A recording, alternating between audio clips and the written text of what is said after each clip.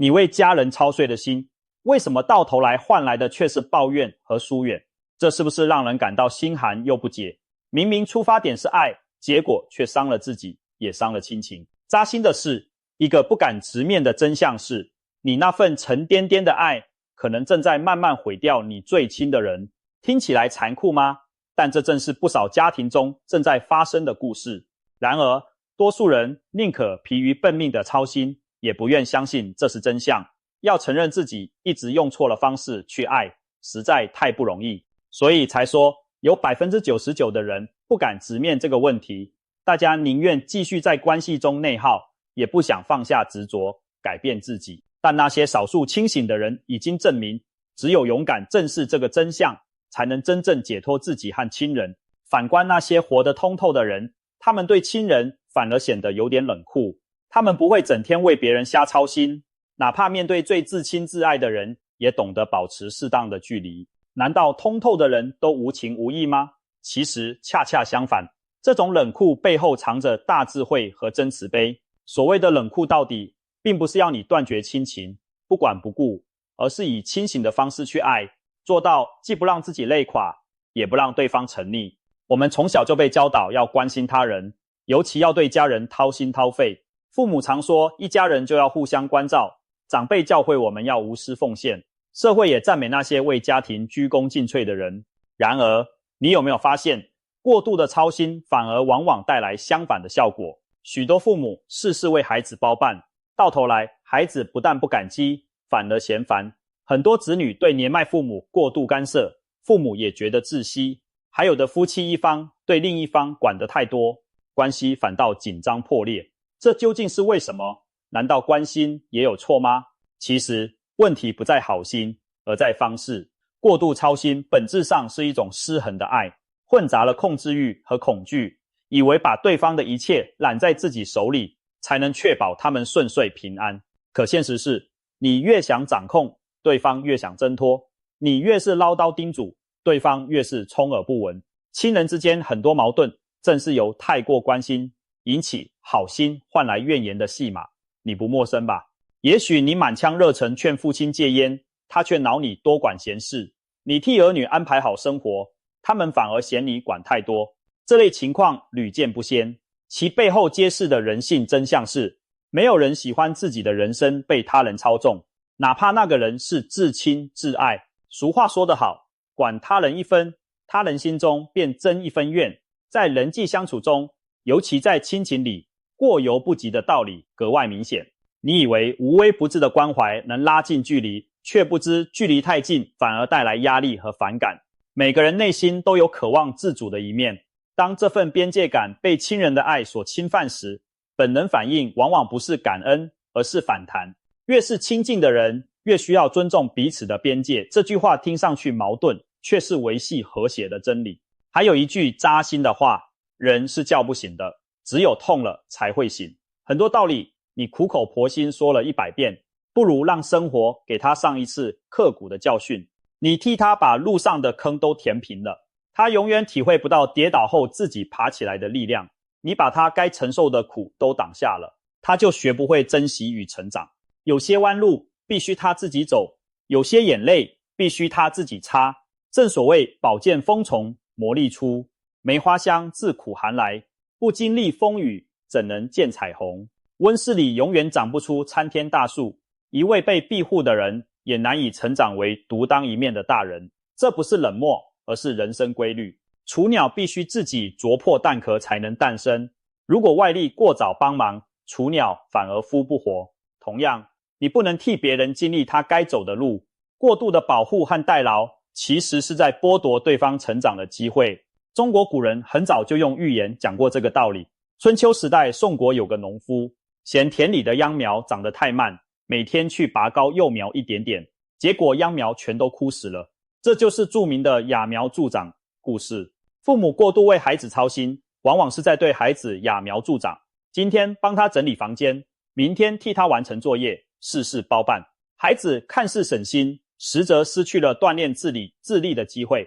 等到哪天父母不在了，他反而无法独立面对生活的风雨，这才是对孩子最大的伤害。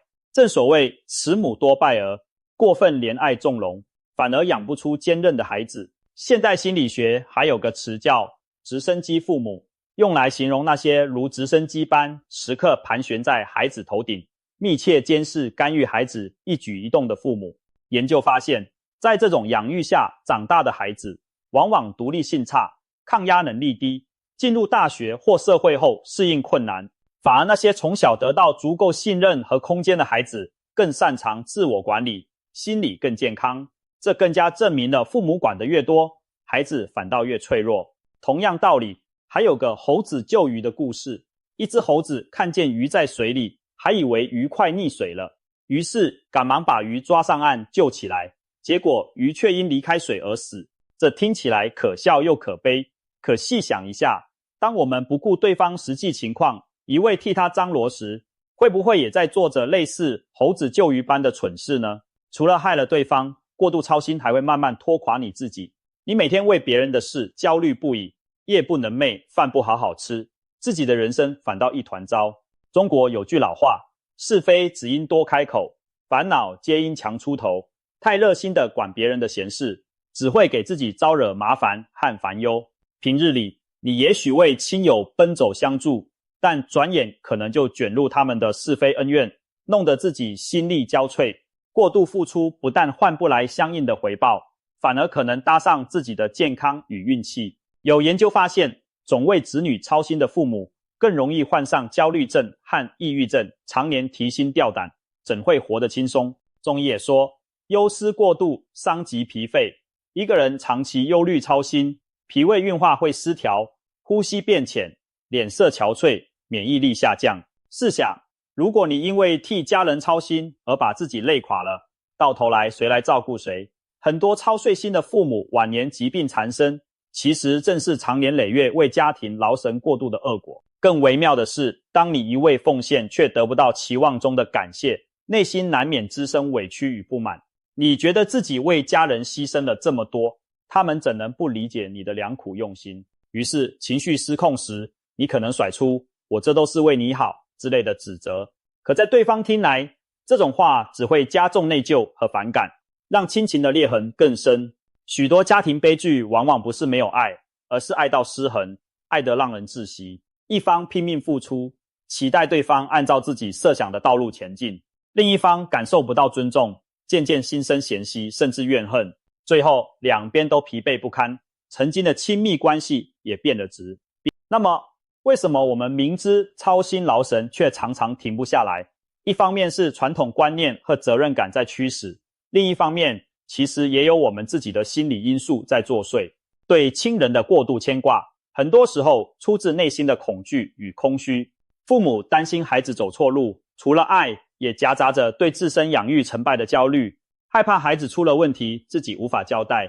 子女对父母管东管西，有时是内心不安全感使然，潜意识中害怕失去父母，或担心自己不够孝顺而内疚。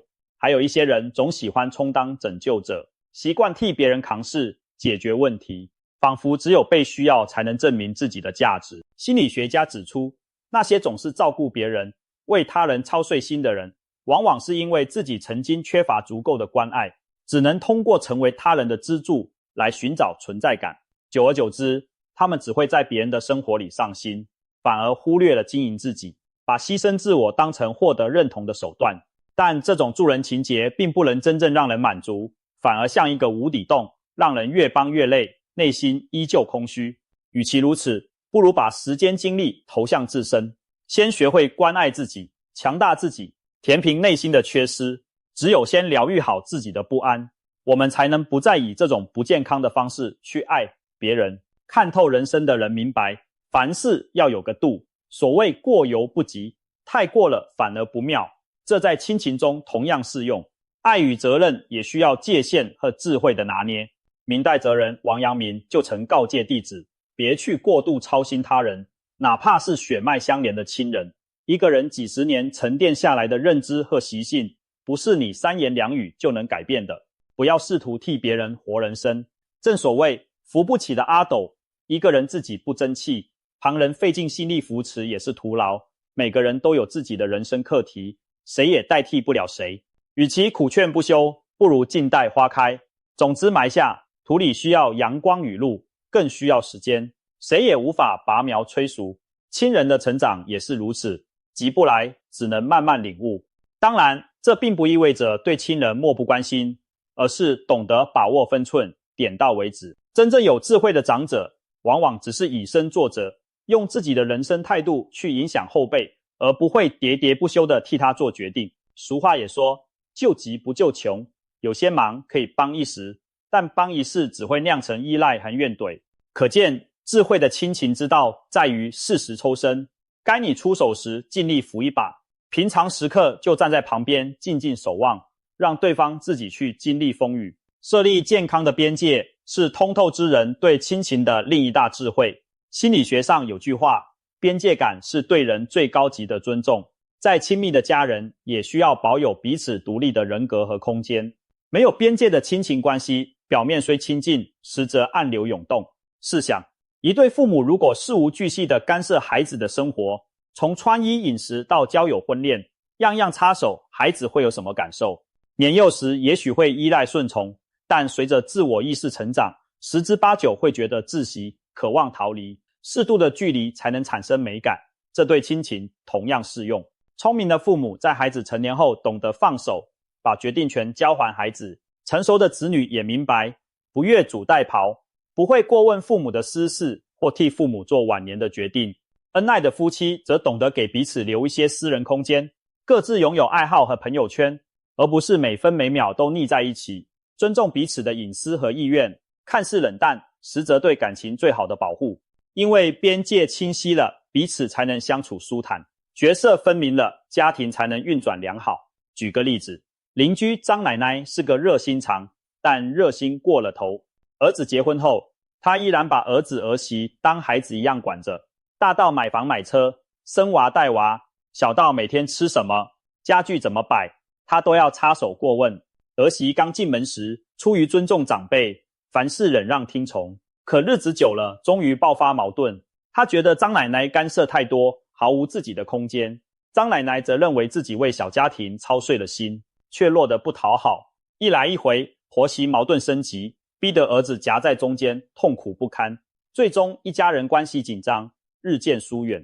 相反，我认识另一位长辈李伯伯，儿女婚后，他坚持闲事少管，子女小家庭的事他从不主动干涉，只在孩子们征求意见时才提供建议和帮助。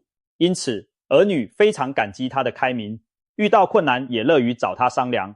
每逢节假日，子女们还是会主动带着孙子回来看望李伯伯，其侯乐融，两相对照，高下立判。父母越俎代庖，只会让子女的家庭失去平衡。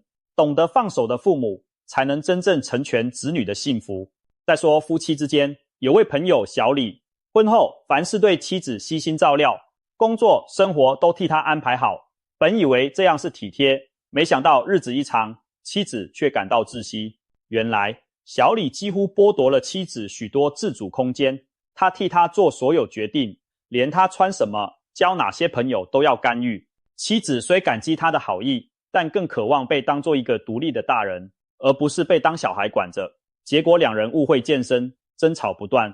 反观另一对夫妻，小王和太太结婚10多年，依然恩爱如初。他们的秘诀就是保持边界，夫妻互相信任，各自也保有自己的爱好和交际圈。小王从不查阅妻子的手机，不干涉她的交友。太太也理解小王需要自己的空间，不会因为爱就要求他时时刻刻报备行踪。他们在彼此看不到的地方过得充实丰富，再相聚时便有聊不完的新鲜话题，感情自然长久甜蜜。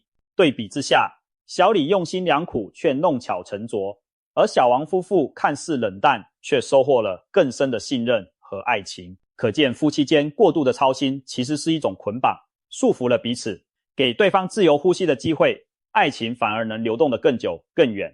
最后谈谈子女的角色。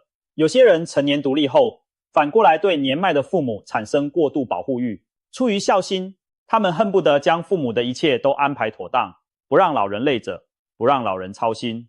然而有些做法表面是孝顺，实则剥夺了父母晚年的幸福感。比如妈妈想下厨为子女做顿饭，儿女怕她辛苦，硬是不许她进厨房，爸爸想出去和老友下棋散心，儿女担心他受风着凉，非要他待在家里。长此以往，老人虽然衣食无忧，内心却倍感失落，觉得自己成了没用的人。其实，父母最需要的是被尊重和被需要的感觉，而不是事事被当作孩子看管。真正的孝顺是在照料父母生活起居的同时，尊重他们的意愿。例如，父母身体尚可，就让他们做点力所能及的家务，参与社区活动，保持社交和爱好，生活才有意义。子女只要在一旁留意安全即可，没必要把父母居在身边寸步不离，也不用一天10通电话查问饭吃了吗？药吃了吗？那反而让老人觉得被监视，心里不自在。适当放手，让老人体会掌控生活的满足，他们反而更开心长寿。子女该出现时出现，该隐身时隐身，父母会更感欣慰。陪伴不等于年老，孝顺不等于让父母失去自主，能尊重长辈的边界，其实也是晚辈成熟的标志。我曾读到一位开明父亲的自白，他说，孩子成年自立后，他的育儿任务就算完成了。往后他不会再对孩子的人生指手画脚，更不会为孩子的选择茶饭不思。他相信孩子有能力为自己的人生负责，而他自己也要开始过属于自己的生活。有人问他这样是否太无情，他笑着回答，我给了孩子生命，养他长大成人，这份父爱已经足够。现在我唯一该做的就是过好自己的日子，不给孩子添乱。这其实也是对孩子最大的爱。这位父亲的潇洒态度，让他的孩子发自内心的尊敬和感激他，而他本人也活得轻松自在，没有那些传统父母常有的焦虑和疲惫。这种境界不正是智慧亲情的体现吗？在佛法看来，这种亲情里的冷酷正是一种放下执着的智慧。佛教讲缘起性空，世间一切关系皆因缘聚而合，缘尽则散，没有任何关系是永恒不变的。以今生的父母、子女、伴侣，前世也许只是擦肩而过的陌路，来世说不定各奔东西，再无交集。听上去凄凉，却是生命无常的实相。因此佛经中一再开示我们，不要执着经典。金刚经云，凡所有相，皆是虚妄。我们对亲人的种种认知和占有，不过是一种相，是因缘暂合的幻象。一旦缘分尽了，除了业力和记忆，什么也带不走。明白这点，我们对至亲的牵挂就能放下许多，至少不再把他们视作我的，而紧抓不放。正如心经所说，心无挂碍，无挂碍故无有恐怖。当我们对亲人少一些挂碍，反而能生出更加纯净的关爱，一种不夹杂私欲，不伴随恐惧的爱。佛陀本身的故事正好印证了取舍的智慧。2500多年前，释迦牟尼佛还是太子时，毅然放下荣华富贵，出宫修道，寻找解脱真理。这在当时看来，几乎是对父母妻儿的无情背叛。年迈的父王伤心欲绝，新婚的妻子和尚在襁褓的儿子都无法理解他的决定。然而，经过6年苦修，太子终于悟道成佛。成道后的佛陀重返皇宫，以智慧和慈悲度化了父亲净饭王，后来又接引妻子耶输陀罗出家觉悟，将儿子罗睺罗收入僧团培育。最终，佛陀的至亲都因他的成就而得度，获得了超越生死的解脱。试想，如果当年太子留在宫中，只因放不下亲情牵绊而放弃修行，他也许一生都无法觉悟，更别提带领亿万众生脱离苦海，甚至他的亲人们也不可能得到佛法的救赎。这故事听起来传奇，却给我们凡夫很大启示。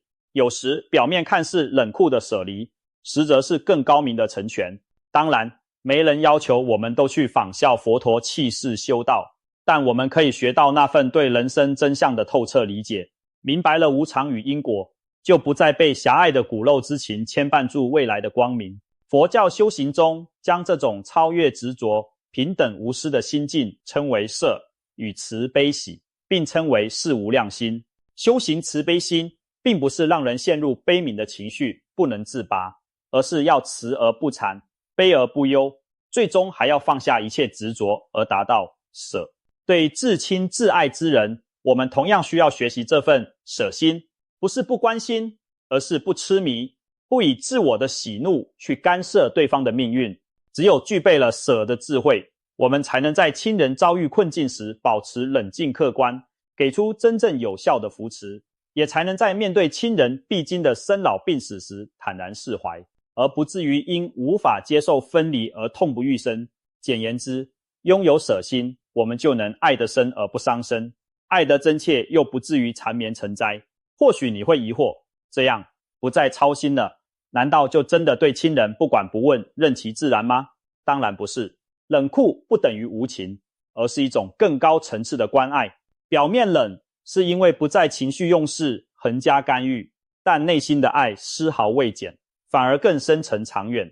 真正爱一个人，并不在于你替他做了多少决定，而在于你给了他多少自由和信任。当亲人陷入困境时，你依然会伸出援手，只是方式更智慧，不是包办代替，而是扶他一把，陪他一起面对风雨。当亲人遭逢挫败时，你依然心有不忍，只是表达更含蓄，你会给予安慰和鼓励，但不会越俎代庖地接管他的人生，因为你相信每个灵魂都有自己要走的路，泥泞也好，坦途也罢，那都是属于他自己的功课。你能做的是在他主动求助时倾力相助，在他跌倒无助时递上一根坚实的拐杖，而不是让他永远依赖着你。这种智慧的冷酷其实是对亲人最深厚的体谅与成全。你守住了自己的边界，也等于给对方留下了成长的空间。